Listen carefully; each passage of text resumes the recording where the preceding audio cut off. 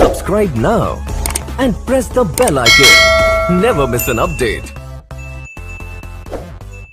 में दोस्तों आज के इस वीडियो में हम बात करने वाले हैं अनिल अंबानी की कंपनी रिलायंस कम्युनिकेशन के बारे में। देखिए दोस्तों, रिलायंस कम्युनिकेशन से रिलेटेड एक बहुत ही बड़ी अपडेट यहां पर आई है इसके रिजोल्यूशन प्रोसेस को लेकर के।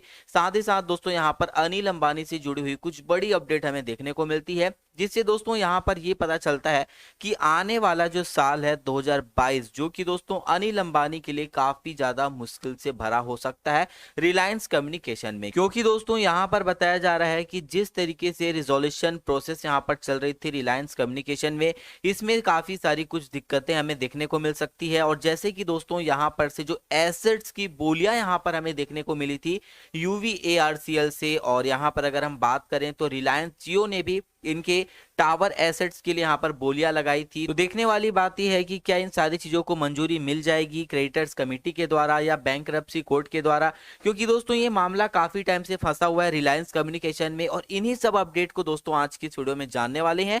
तो जो भी लोग चैनल पर नए हैं चैनल को जरूर से सब्सक्राइब कर दें, वीडियो को भी जरूर से लाइक कर दें, क्योंकि दोस्तों आपकी एक लाइक और एक सब्सक्राइब से हमें काफी ज्यादा मोटिवेशन मिलती है नए नए अपडेट्स लाने के लिए। और दोस्तों आप हमें नीचे कमेंट करके बताएं कि आपने रिलायंस कम्युनिकेशन को किस लेवल पर खरीदा है। सबसे पहले दोस्तों आगे बढ़ते हैं इस बड़े अपडेट की ओर, और यहां पर आप देख सकते हैं यहाँ पर दोस्तों नवभारत टाइम्स के ऊपर यहाँ पर ये अपडेट निकल के आई है। और इसी से रिलेटेड दोस्तों एक क्लियरिफिकेशन शॉट यहाँ पर एनएससी बीएसई ने भी जारी किया है, उस पर भी हम जाएंगे।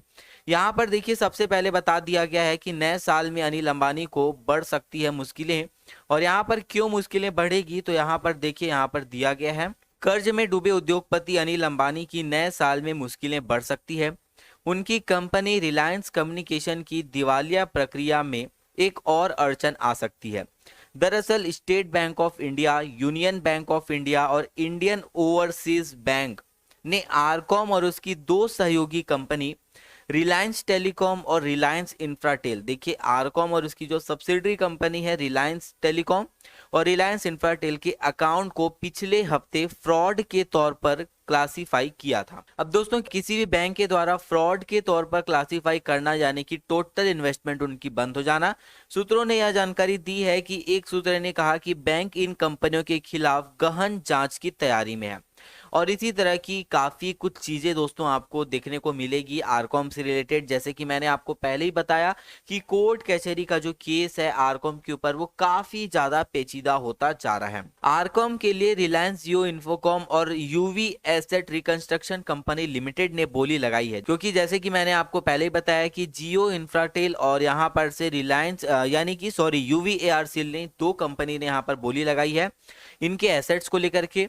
तो सूत्रों के मुताबिक ये कंपनियां आरकॉम की कंपनियों के खिलाफ किसी भी जांच से बचाव की मांग कर सकती है। अब देखिए दोस्तों, अगर ये कंपनी इनके एसेट्स को खरीदती है तो यहाँ पर दोस्तों कल के डेट में इनके ऊपर भी यहाँ पर काफी सारी दिक्कतें पैदा हो सकती हैं, क्योंकि अगर पूरे आरकॉम में यहाँ पर दिक्कतें हैं तो जाहिर सी बात है जो एसेट्स यहाँ पर आरकॉम में है वो भी दोस्तों यहाँ पर कोर्ट कचहरी के केस में शामिल है। तो ऐसे में ये दोनों ही कंपनी यहाँ पर जांच से बचाव की मांग कर सकती है। देरी से बैंकों के कर्ज की वसूली की संभावनाएं और कम होंगी। बैंकों को उम्मीद है कि आरकॉम और उसकी कंपनियों की एसेट बिक्री से उन्हें 20,000 करोड़ रुपए और 23,000 करोड़ रुपए मिल सकते हैं। देखिए यहाँ पर काफी कुछ बड़ा अमाउंट यहाँ पर दे दिया है। जो बैंक है वो दोस्तों अगर यहाँ पर जो आरकॉम है वो पैसा नहीं चुका पाती है तो यहाँ पर उनकी एसेट्स को सेल करके वो 20,000 करोड़ रुपए से 30,000 करोड़ रुपए यहाँ पर वसूली कर सकते हैं। फाइनेंशियल क्रेडिटर्स का कहना है कि उनका आरकॉम पर 57,382 करोड़ रुपए बकाया है। अब देखिए दोस्तों, अगर आप देखेंगे तो सबसे पहली बात तो बैंकों का भी काफी सारा कर्जा है और फाइनेंशियल क्रेडिटर्स का भी यहाँ पर 57,382 करोड़ रुपए बकाया है। और कुछ चीजें ऐसी भी है दोस्तों जहां पर आपको इसमें देखने को मिलेगा एजीआर केस से रिलेटेड, और यहाँ पर जो स्पेक्ट्रम फीस है वो भी आरकॉम ने नहीं पे किए हैं। तो उन सारे अमाउंट को अगर आप मिलाएंगे तो 80 to 70,000 करोड़ रुपए दोस्तों यहाँ पर आरकॉम के निकल के आते हैं। और ऐसे में दोस्तों आरकॉम के पास एक लिमिटेड एसेट पड़ा हुआ है, एकमात्र एसेट यहाँ पर पड़ा हुआ है उनका स्पेक्ट्रम और उनका टावर। और यहाँ पर दोस्तों उन्हीं सब चीजों को सेल करके यहाँ पर कोई भी जो कंपनी है वो इनसे वसूली कर सकती है।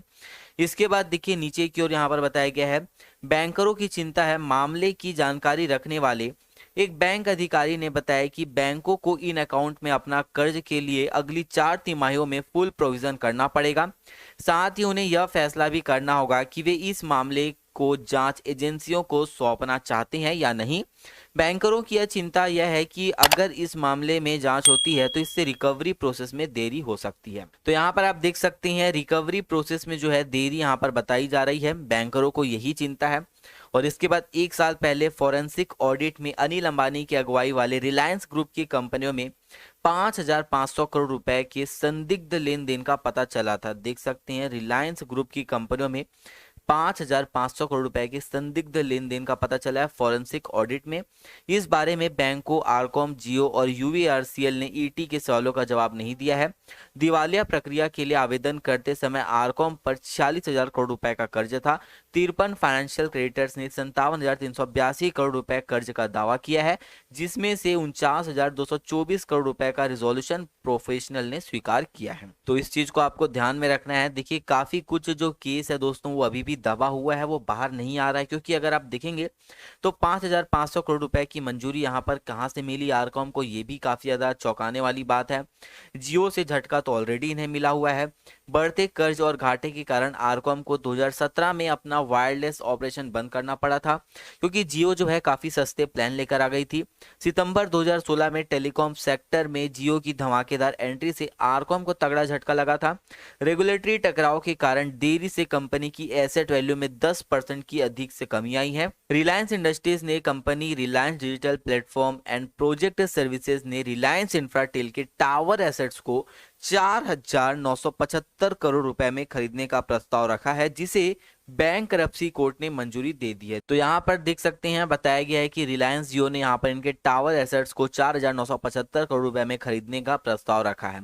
अब दोस्तों आगे क्या होता है वो यहाँ पर हमें देखने वाली बात रहेगी, क्योंकि यहाँ पर जो 5,500 करोड़ रुपए का संदिग्ध लेन देन वाली जो बात है उसमें दोस्तों यहाँ पर बैंक, आरकॉम, जियो और यूवीआरसीएल सभी के सभी यहाँ पर जुड़े हुए हैं। तो ऐसे में दोस्तों कल के डेट में अगर कुछ मामला गड़बड़ाता है या जियो को कोई इसमें अपॉर्चुनिटी दिखती है तो वो जरूर इसे यहाँ पर प्रोटेक्ट कर सकते हैं, क्योंकि यहाँ पर पहले ही बता दिया गया है कि जियो और जो यूवीआरसीएल है वो यहाँ पर दोस्तों जांच के बचाव की मांग कर सकती है। तो ऐसे में जियो और यूवीआरसीएल के पास ये राइट्स है। तो ऐसे में जियो और यूवीआरसीएल दोस्तों यहाँ पर इसको रोक सकते हैं और अपने में मर्ज कर सकते हैं अगर उनको कुछ अपॉर्चुनिटी मिलती है तो, क्योंकि रिलायंस कम्युनिकेशन के पास दोस्तों 2 सबसे बड़ी एसेट्स है, जैसे कि मैंने आपको पहले ही बताया, एक है स्पेक्ट्रम और एक है इनका टावर एसेट्स।